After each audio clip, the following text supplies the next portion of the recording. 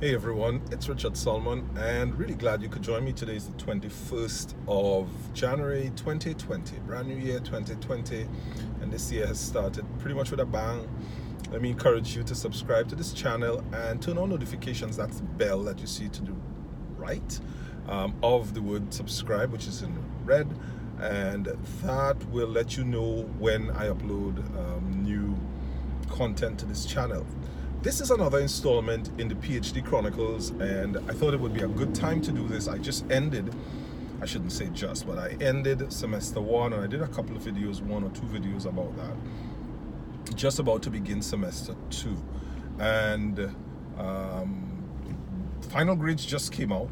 I think it's just, and we had two taught courses, as I think I would have said before, and those were Introduction to Research and Research Methodology.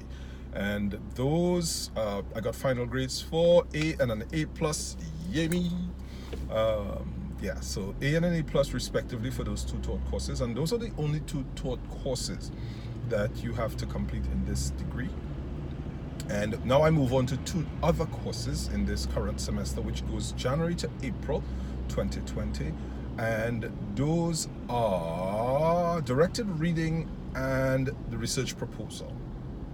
So directed reading is where you work with your supervisor to sort of look at what you should be reading, what is the literature you should be reviewing, because remember, for doctoral studies you have to create new work. This is new knowledge you're adding to the body of work, and if you're going to add, then obviously you need to know what exists in the body of work already. So I'm going to have to read a lot of literature. When we say literature, this is academic literature and textbooks, and all textbooks. Well, not all textbooks. I mean academic literature and textbooks, where textbooks are relevant, to see what already exists in the body of work as it relates to the areas I'm going to study. And once I do that, of course, that will eventually roll into the part of the thesis that is called the literature review, and I'll cover that in another video somewhere down the road. The other thing that I will have to do is to put forward a proposal to the university, and again, I work with my supervisor to develop this proposal to indicate what do I plan to study, why is it important, so sort of what problem does it solve or seek to solve, what is the gap in the literature, so because again it's new knowledge, how do I propose to study it, and that how is really important. So what are the theoretical constructs that I'll be working with, where will I gather data, who will I gather that data from, how will I gather that data, and all of this is very specific. How many people do I need, where will I find those people? I think I said that before. How will I get permission to gather the data from those persons? Once I get the data, how will I analyze that data?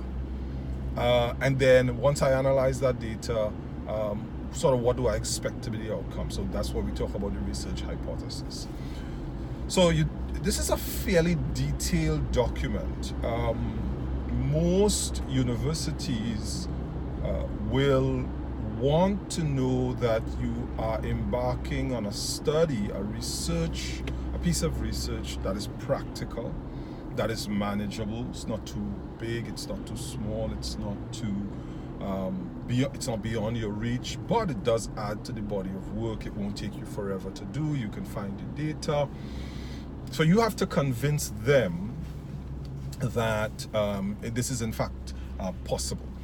And again, as I said before, you work with your supervisor. Your supervisor will guide you in this process. They don't do the work for you, of course. This is very much unlike undergraduate studies, and even some of the master's work that I would have done. I think supervisors or lecturers were a little bit closer. In this case, it is not that they're distant, but you are expected to really do the work yourself, not on your own, but yourself, and they will guide you. That's their job. Their job is to guide you, to point you in the right direction, and I'll just say to question your thinking, challenge you, ensure that you are doing a rigorous job. So that's what semester 2 will be like. What did I leave out? Yeah, I think that's it.